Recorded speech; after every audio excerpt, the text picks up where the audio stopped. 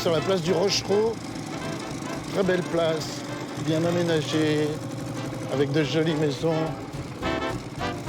Au cœur du pays mélois, dans les Deux-Sèvres, Celles-sur-Belle. Une petite cité de caractère où Bernard Guérineau, amateur de motos anciennes, aime circuler. Ah, quand on change de vitesse, ça claque. Il y a encore quelques commerces, hein. L'épicerie, la droguerie. Et là, derrière les portes de l'abbatiale, il y a une belle surprise.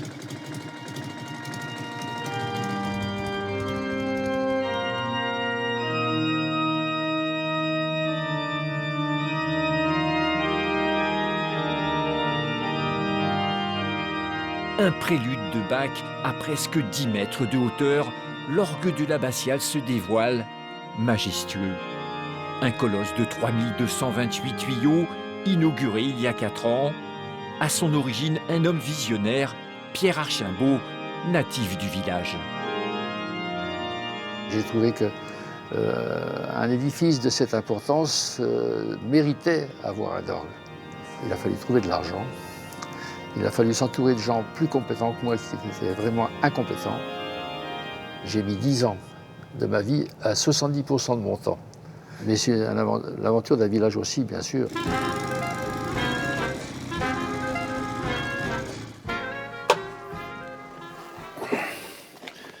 Et là, il y a une autre belle surprise. Je vais vous montrer. Ça va, Yannick? Tu bosses sur la moto bécane? Ah oui, le robinet était fichu. Hein. Ici, c'est un atelier de réparation de motos anciennes. Et on passe du temps, on se retrouve parfois une journée complète. Hein. On en profite pour aller casser la croûte ensemble. Dans ce temple de la mécanique, une poignée de bénévoles redonne du lustre à des motos prestigieuses, prêtes à pétarader. Bécane. Ces motos appartenaient à M. Certain, qui était collectionneur local. Et il n'avait pas d'héritier direct. Donc la commune lui a proposé de racheter sa collection en échange d'une rente viagère. Une fois restaurées, les vieilles mécaniques rejoignent le musée de la moto dans l'enceinte de l'abbaye royale, joyau architectural du village. Bonjour, bienvenue à l'abbaye de Celles-sur-Belle. Un lieu dédié aujourd'hui à la culture, reprise en main par une association de villageois.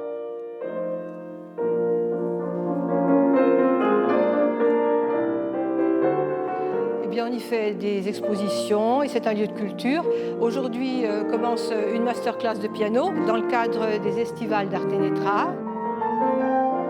Pour quitter Celles-sur-Belle, un autre trésor du patrimoine attend les visiteurs. Ce châtaignier cabossé dévoile sa vieille carcasse. Un arbre remarquable sorti de terre il y a 600 ans. Louis XI faisait alors reconstruire l'abbaye royale du village.